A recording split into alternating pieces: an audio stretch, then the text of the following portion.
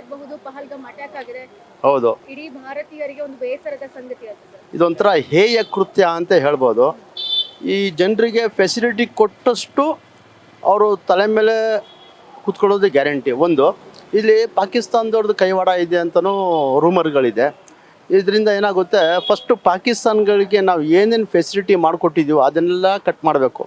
ಜಮ್ಮು ಕಾಶ್ಮೀರಲ್ಲಿ ಹೆಚ್ಚು ಕಡಿಮೆ ಈ ಸಲ ಮೋದಿಯವರು ಬಂದ ಮೇಲೆ ತುಂಬ ಫೆಸಿಲಿಟಿ ಮಾಡಿಕೊಟ್ಟಿದ್ದಾರೆ. ಅಲ್ಲಿನ ಜನರಿಗೆ ಅನುಕೂಲ ಆಗಿದೆ. ಜೊತೆಗೆ ಟ್ರಾವೆಲ್ಸು, ಟೂರಿಸ್ಟು ಎಲ್ರಿಗೂ ಅನುಕೂಲ ಆಗಿ ಅಲ್ಲಿ ಜನರಿಗೆ ಊಟ ತಿಂಡಿ ಸಿಗ್ತಾ ಇದೆ.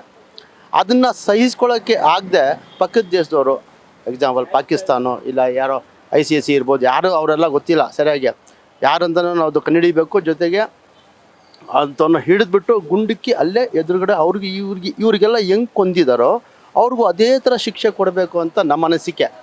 ಜೊತೆಗೆ ಏನಂದರೆ ಪಾಕಿಸ್ತಾನಕ್ಕೆ ಬುದ್ಧಿ ಕಲಿಸ್ಬೇಕು ಅಂತೇಳಿದ್ರೆ ಇಲ್ಲಿಂದ ನಮ್ಮಿಂದ ಫೆಸಿಲಿಟಿ ಏನಾದರೂ ಹೋಗುತ್ತೆ ಅವ್ರಿಗೆ, ಎಕ್ಸಾಂಪಲ್ ವೈದ್ಯಕೀಯ ಪರೀಕ್ಷೆ ಇರ್ಬೋದು, ಬೇರೆ ಯಾವುದಾದ್ರೂ ಹೋಗ್ಬೋದು, ಅದೆಲ್ಲ ಕಟ್ ಮಾಡಬೇಕು.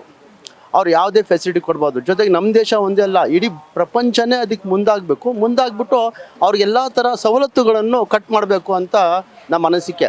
ಜೊತೆಗೆ ಇದೊಂದು ಹೇಯ ಕೃತ್ಯ ಆಗಿರೋದ್ರಿಂದ, ಮನುಷ್ಯತ್ವ ಇಲ್ಲದೇ ಇರೋ ಕೃತ್ಯ ಆಗಿರೋದ್ರಿಂದ ಯಾರ್ಯಾರು ಮಾಡಿದಾರೋ ಅವ್ರಿಗೆಲ್ಲ ಹುಡುಕಿ ತಂದು ಗುಂಡಿಕ್ಕಿ ರೋಡಲ್ಲಿ ಕುಂದಬೇಕು ಅಂತ ನಮ್ಮ ಅಭಿಪ್ರಾಯ. ಯಾಕಂದರೆ ಇದನ್ನು ನಾವು ಮನಸ್ಸಿಂದ ಹೇಳೋಕ್ಕಾಗ್ತಾ ಇಲ್ಲ, ಅಷ್ಟೊಂದು ನಮಗೂ ಹೃದಯದಲ್ಲಿ ಕೊತ್ತ ಅಂತ ಕುಡಿತಿದೆ. ಮನುಷ್ಯನಿಗೆ ಈ ಥರ ಕೊಲ್ತಾರ ಅಂತ, ಅದು ಧರ್ಮ ಕೇಳ್ಬಿಟ್ಟು ಕೊಲ್ತಾರ ಅಂದರೆ ನಿಜವಾಗ್ಲೂ ಇದೊಂದು ಹೇಯ ಕೃತ್ಯ. ತುಂಬ ಅಮಾನವೀಯ ಅಂತ ಹೇಳ್ತಾರಲ್ಲ, ಅಂಥ ಬೇಜಾರಾಗೋ ಕೃತ್ಯ ಇದು. ಇದನ್ನು ನಾವು ಖಂಡಿಸಬೇಕು. ನಿಜವಾಗ್ಲೂ ಪ್ರಪಂಚದಾದ್ಯಂತನೂ ಇದನ್ನು ಖಂಡಿಸಬೇಕು. ಇದರಲ್ಲಿ ಜಾತಿ ಧರ್ಮ ಏನು ಬರಲ್ಲ. ಒಬ್ಬ ಮನುಷ್ಯನ ಆ ಥರ ಕೊಲ್ಲಬೇಕು ಅಂತ ಹೇಳಿದ್ರೆ ಆ ಇನ್ನೊಬ್ಬ ಮನುಷ್ಯ ಎಷ್ಟು ಕೆಟ್ಟವನಾಗಿರ್ತಾನೆ ಅಂತ ನೀವು ಊಹಿಸ್ಕೊಬೋದು.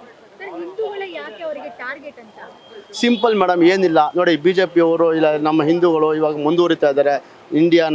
ಭಾರತವನ್ನು ಸ್ವಲ್ಪ ಮುನ್ನಡೆಸಿ ಚೆನ್ನಾಗಿ ಅಭಿವೃದ್ಧಿ ಪಥದಲ್ಲಿ ಹೋಗ್ತಾ ಇರೋದ್ರಿಂದ ಅದನ್ನು ಅವ್ರಿಗೆ ಸಹಿಸ್ಕೊಳಕ್ಕೆ ಆಗ್ತಾ ಇಲ್ಲ. ಅವ್ರಿಗೇನೆಂದರೆ ಇದು ಹೆಂಗಿರ್ತದೋ ಹಂಗೆ ಇರಬೇಕು. 1995ರಲ್ಲಿ ಅಲ್ಲಿ ಬ್ರಾಹ್ಮಣರಿಗೆ ಅಲ್ಲಿ ಬೇರೆಯವರಿಗೆಲ್ಲ ಹಿಂಸೆ ಕೊಟ್ಬಿಟ್ಟು ಕೊಂದಿದ್ದಾರೆ. ಅದೇ ಥರ ಮಾಡಬೇಕು ಅಂತ ಜನರಿಗೆ ಅಲ್ಲಿ ಇರ್ತದೆ. ಇವಾಗಲೂ ಯೋಚನೆ ಮಾಡ್ತಾ ಇರ್ತಾರೆ. ಅದನ್ನು ಕಡಿವಾಣ ಹಾಕ್ಬಿಟ್ಟು ಮೋದಿಯವರು ಅದನ್ನು ಮಾಡಿದ್ದಾರೆ. ಆದರೆ ಇವರು ಅದನ್ನು ಏನು ಮಾಡ್ತಾ ಇದ್ದಾರೆ ಅಂದರೆ ಬೇಕು ಅಂತ ಬೆಂಕಿ ಹಚ್ಬಿಟ್ಟು ಮಾಡೋದಕ್ಕೆ ಪ್ರಯತ್ನ ಪಡ್ತಾ ಇದ್ದಾರೆ. ಇಷ್ಟೇ ವ್ಯತ್ಯಾಸ. ಇವಾಗ ಪ್ರಧಾನಿ ಮೋದಿ ಅವರಿಗೆ ಹೋಗಿ ಹೇಳು ನಿನ್ನನ್ನು ಸಾಯಿಸಿದೆ ಅಂತೆಲ್ಲ ಹೇಳಿ ಕೊಂದಿದ್ದಾರೆ ಅಂತ ಎಷ್ಟು ಕೆಟ್ಟ ಮನಸ್ಥಿತಿ ಇರಬೇಕಲ್ವಾ ಅವರಿಗೆ? ಅದು ಹೇಳ್ತೀನಿಲ್ಲ, ಹೇಯ ಕೃತ್ಯ ಇರೋದ್ರಿಂದ ಅಂಥ ಮನಸ್ಥಿತಿ ಜನರಿಗೆ ನಾವು ಏನು ಮಾಡಬಾರ್ದು. ಕರ್ಕೊಂಬಂದು ಎದುರುಗಡೆ ಅವ್ನಿಗೆ ಯಾವ ಥರ ಗುಂಡಿಗೆ ಕೊದ್ನೋ ಆ ಅಮ್ಮನ ಎದುರುಗಡೆ ಅವ್ರ ಹೆಂಡತಿ ಮಕ್ಕಳು ಎದುರುಗಡೆ ಅವ್ನಿಗೂ ಕೊಡಬೇಕು ಅಂತ ನಮ್ಮ ಅಭಿಪ್ರಾಯ. ನೋಡಿ ಎಷ್ಟು ಕಷ್ಟ ಅನಿಸುತ್ತೆ. ಹೆಂಡತಿ ಮಕ್ಕಳು ಅದು ಕೊಂದ್ಬಿಟ್ಟು ಹೋಗಿ ಮೋದಿಗೆ ಹೇಳು ಅಂತ ಹೇಳಿದ್ರೆ ಅವನ ಅರ್ಥ ಏನಿರ್ಬೋದು ಅಂದರೆ ಅವ್ರು ಎಷ್ಟು ದ್ವೇಷಿಸ್ತಾ ಇದ್ದಾರೆ ನಮ್ಮ ಮೇಲೆ, ನಮ್ಮ ಭಾರತದ ಮೇಲೆ ಅಂತ ಅವರು ನೀವು ಯೋಚನೆ ಮಾಡಿ. ಎಷ್ಟು ದ್ವೇಷಿಸ್ತಾ ಇದ್ದಾರೆ ಅಂದರೆ ಅವ್ರಿಗೆ ಮನಸ್ಸಲ್ಲಿ ಹೊಟ್ಟೆ ಕಿಚ್ಚಿರ್ಬೋದು, ನಮ್ಮ ಮೇಲೆ ಅವ್ರಿಗೆ ಭಾವನೆ ಯಾವ ಥರ ಇರ್ಬೋದು. ನೋಡಿ, ನಾವು ಅವ್ರದ್ದೊಂದೇ ಹೇಳೋಕ್ಕಾಗಲ್ಲ. ಇಲ್ಲಿ ನಮ್ಮ ಹಿತಶತ್ರುಗಳು ಇದ್ದಾರೆ, ನಮ್ಮ ಅಕ್ಕಪಕ್ಕನೂ ಇದ್ದಾರೆ, ಅವರು ಸಪೋರ್ಟ್ ಮಾಡ್ಕೊಂಡವರು ಇದ್ದಾರೆ. ಎಷ್ಟೋ ಜನ ನಮ್ಮ ಇಂಡಿಯಾದಲ್ಲಿ ನಮ್ಮ ಇಂಡಿಯಾ ಅನ್ನ ತಿನ್ಕೊಂಡು, ನಮ್ಮ ಇಂಡಿಯಾ ನೀರು ಕುಡ್ಕೊಂಡು ದುಡ್ಡು ಮಾಡಿಕೊಂಡು ಅವರು ಸಪೋರ್ಟ್ ಮಾಡೋರು ಎಷ್ಟೋ ಜನ ಇದ್ದಾರೆ. ಅದನ್ನು ಕಂಡುಹಿಡಿಬೇಕಂದ್ರೆ ಕಷ್ಟ ಅನಿಸುತ್ತೆ.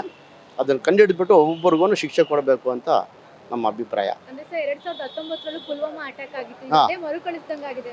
ಮರುಕಳಿಸ್ದಂಗೆ ಆಗಿದೆ ಅಂದರೆ ಇವಾಗ ಮತ್ತೆ ಮೋದಿಯವರು ಒಂದು ಆ್ಯಕ್ಷನ್ ತಗೊಂಡು ಅವ್ರಿಗೆ ಏನೇನು ಮಾಡಬೇಕು ಹಿಡಿದ್ಬಿಟ್ಟು ಒಬ್ಬೊಬ್ರಿಗೂ ಹಿಡಿದು ಗುಂಡಿಗೆ ಕೊಲ್ಬೇಕು ಅಂತ ಪ್ರತಿಯೊಬ್ಬ ಭಾರತೀಯರು ಕೂಡ ಹೇಳುವಂತಹ ಮಾತಿದೆ. ನಿಜ ಮೇಡಮ್, ಅವ್ರು ಒಬ್ಬೊಬ್ರಿಗೂ ನೋಡಿಬೇಕು. ಯಾಕಂದರೆ ಅವಾಗ ಬುದ್ಧಿ ಬರುತ್ತೆ, ಅಟ್ಲೀಸ್ಟ್ ಬುದ್ಧಿ ಬರುತ್ತೆ ಅಂತ.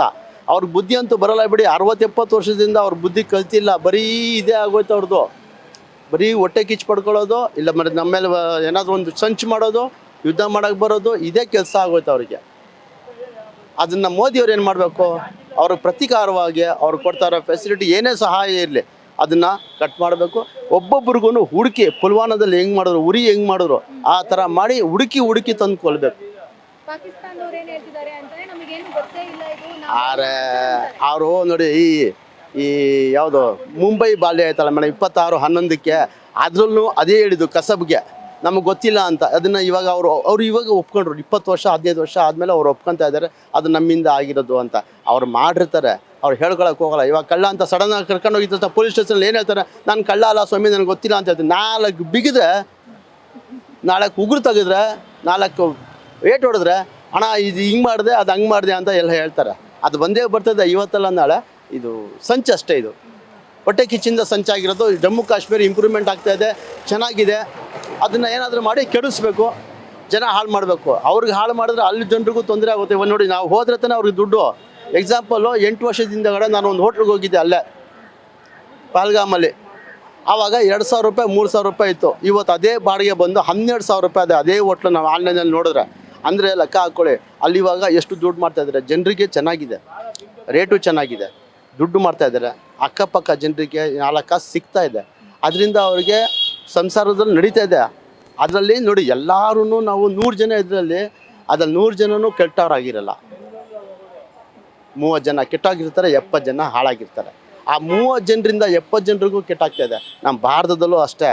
ಎಲ್ಲ ಮುಸ್ಲಿಮ್ಸವರು ಗಲೀಜು ಹಾಳಾದವರು ಅಂತ ನಾವು ಹೇಳೋಕ್ಕಾಗಲ್ಲ. ಅದರಲ್ಲಿ ಇರೋದು 20% ಯಾರಿದ್ದಾರೋ 100ರಲ್ಲಿ 20% ಜನ ಅಂಥವರಲ್ಲಿ ಈ ಬೇರೆಯವರಿಗೆ ಮನಸ್ಥಿತಿನ ಹಾಳು ಮಾಡಿ ಅವ್ರ ಬುದ್ಧಿ ಮಾತಲ್ಲಿ ಅವ್ರು ಏನು ಮಾಡ್ತಾಯಿದ್ದಾರೆ, ಅವರ ಮ್ಯಾನಿಕ್ಯುಲೇಟ್ ಮಾಡಿಬಿಟ್ಟು ಅವ್ರಿಗೆ ಏನು ಮಾಡ್ತಾರೆ, ಬುದ್ಧಿ ಭ್ರಮಣೆ ಮಾಡಿಸ್ಬಿಟ್ಟು ನೋಡಿ ಹಿಂಗೆ ಮಾಡಿದ್ರೆ ಹಂಗೆ ಮಾಡಿದ್ರು, ಹಂಗೆ ಮಾಡಿದ್ರೆ ಹಿಂಗೆ ಮಾಡೋದು ಅಂತ ಹೇಳ್ತಾರೆ. ಅವ್ರ ಮನೆಯವರು ಕರ್ಕೊಂಬಂದು ಅವರು ರೋಡಲ್ಲಿ ನಿಲ್ಲಿಸಲ್ಲ. ಇವನೊಬ್ಬ ಬಂದು ಹಿಂದೆಯಿಂದ ಹೇಳ್ತಾನೆ, ಹೋಗಿ ನೀನು ನಿಂತ್ಕೊಳ್ಳೋ, ನಾನು ಬರ್ತೀನಿ ಹಿಂದೆ ಅಂತ. ಅವ್ನ ಹೆಂಡತಿ ಮಕ್ಕಳು ಯಾರಾದ್ರು ಕರ್ಕೊಂಬಂದು ನಿಲ್ಲಿಸ್ತಾರಾ? ಯಾರು ಬರೋಲ್ಲ. ಇಲ್ಲೂ ಅದೇ ಥರ ಇದ್ದಾರೆ. ಅದನ್ನು ಇಲ್ಲಿ ಹೆಂಗೆ ನಾವು ಮೇಂಟೈನ್ ಮಾಡಬೇಕು ಗೊತ್ತಾಗ್ತಾಯಿಲ್ಲ. ಇಂಡಿಯಾದಲ್ಲೂ ಭಾರತದಲ್ಲೂ ಇದ್ದಾರೆ. ಯಾಕಂದರೆ ಇವಾಗ ಯಾವುದದು ಆಗಿದ್ದು ನಮ್ಮದು ಇವಾಗ ಇದಾಯ್ತಲ್ಲ ಮೇಡಮ್, ಒಂದು ಆರ್ಡ್ರ್ ಪಾಸ್ ಆಯ್ತಲ್ಲ ಇವಾಗ, ವಕ್ಫ್ ಆರ್ಡ್ರ್ ಆದಮೇಲೆ ನಮ್ಮ ಹಿಂದೂಗಳು ಎಷ್ಟೋ ಆಸ್ತಿನ ಅವರು ಕಿತ್ಕೊಂಡ್ಬಿಟ್ಟಿದ್ದಾರೆ. ಜಮೀನು 100 ವರ್ಷದಿಂದ ಆಳ್ಮೆ ಮಾಡ್ತಾರೋದು ಜಮೀನ ನಂದು ಅಂತ ಕಿತ್ಕೊಂಡ್ಬಿಟ್ರು. ಆವಾಗ ಯಾರೂ ಬಂದು ಮಾತಾಡಿಲ್ಲ. ನಮ್ಮ ಹಿಂದೂವರು ಮಾತಾಡಿಲ್ಲ, ಮುಸ್ಲಿಮ್ಸ್ ಅವರು ಮಾತಾಡಿಲ್ಲ. ಅವ್ರಿಗಾಗಿದ್ದ ತಕ್ಷಣ ಎಲ್ಲರೂ ಬಂದು ನಿಂತ್ಕೊಂಡ್ಬಿಟ್ರು, ನಮ್ಮದೆಲ್ಲ ತಗೊಂಡ್ಬಿಡ್ತಾ ಇದ್ದೀರಂತ. ಅದು ನಮ್ಮ ತಗೊಳಕ್ಕೆ ಆಯ್ತಲ್ಲ, ನಾವು ತಗೊಳ್ಳಲ್ಲ ಅಂತ ಹೇಳಿದ್ದಾರೆ.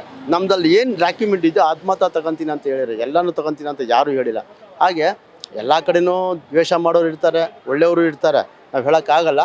ಅದನ್ನು ನಾವು ಇವಾಗ ಈ ಆಗಿರೋ ದಾಳಿಗೆ ಪ್ರತೀಕಾರವಾಗಿ ಡೈರೆಕ್ಟಾಗಿ ಅವ್ರು ಒಬ್ಬೊಬ್ಬರಿಗೂ ಹುಡುಕಿ ಉರಿ ಥರ ಕೊಲ್ಲಬೇಕು ಅಂತ ನಮ್ಮ ಅಭಿಪ್ರಾಯ. Thank you madam.